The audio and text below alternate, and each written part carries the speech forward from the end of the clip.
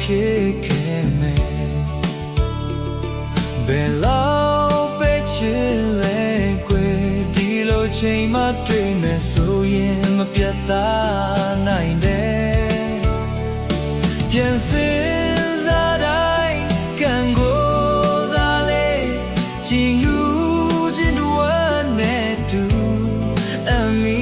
တဲ့ငယ်ရွယ်သူမို့ချစ်ပတ်ကိုအလေးသာပေးလိမ့်မယ်သူသိသလိုပဲ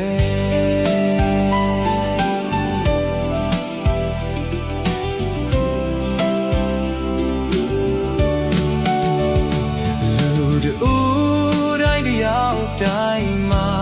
တစ်ချိန်ချိန်တော့အချစ်ဆိုတာရှိခဲ့ကြတယ်လူသားတို့ပေါင်းမိရင်ဘာရဲ့ကြောင့်အားနဲ့သူကိုမောင်းတတ်တာလဲဒီပြောင်းလဲခြင်းနဲ့ရင်ဆိုင်ရမှာ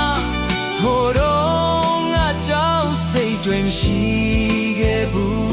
ကွယ်ငယ်ရွယ်သူအတွက်ချစ်တစ်ခုသာကိုကွယ်အားထားရထင်မှန်ယူမယ်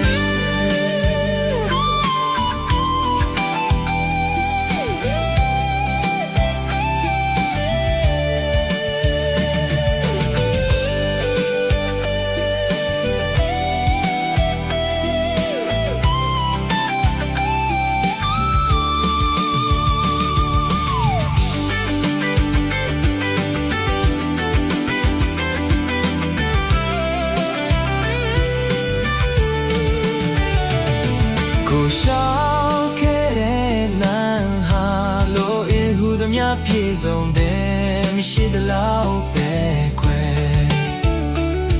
မျောလင်းချက်နဲ့နိုင်ရင်ကြုံဆုံးနေသမျှဖြစ်တွေဟာ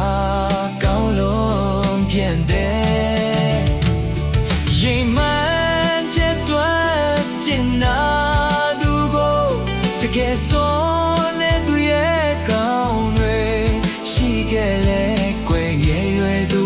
ချစ်ပတ်ကိုလေးသာပေးခဲ့တာအမှန်ဆုံး